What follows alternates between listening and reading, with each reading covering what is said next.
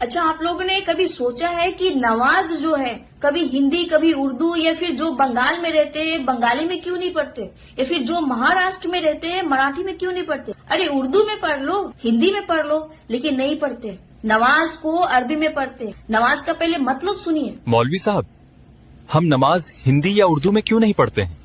अबू लहब के दोनों हाथ टूट जाए और वो खुद भी तबाह हो जाए, न उसका माल उसके काम आए और न उसकी कमाई हुई चीजें। नबी के घर में खाने का इंतजार करते हुए पहले से न जाएं, बल्कि जब खाने का बुलावा मिले तभी जाएं।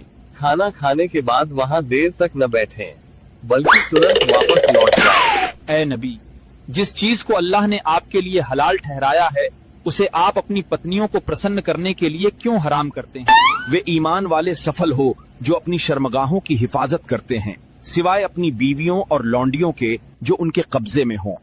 इसका सही सवाब सिर्फ अरबी में मिलता है। अब हम हिंदू तो सोच रहे थे कि नमाज मतलब जैसे हम भगवान के सामने आरती करते प्रार्थना करते हैं वैसा कुछ होगा, लेकिन यहाँ पे तो लौंडे लौंडिया आ रहे, यहाँ पे सेक्सुअल बातें हो रहे, इसीलिए तो ये लोग अरबी में पढ़ते। अब हिंदी में पढ़े तो हम लोग को समझ में आए, उर्दू में पढ़े तो समझ में आए।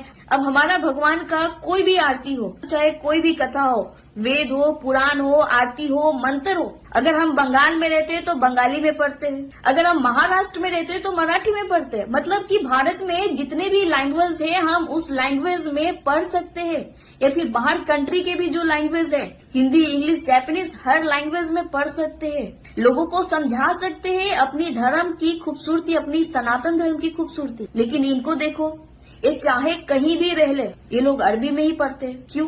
क्योंकि ऐसी कोई अच्छी चीज इसमें है ही नहीं जो लोगों को सुनाया जाए। वैसे आप सबको नमाज का मतलब हिंदी में सुनकर कैसा लगा कमेंट करके जरूर जनाएं।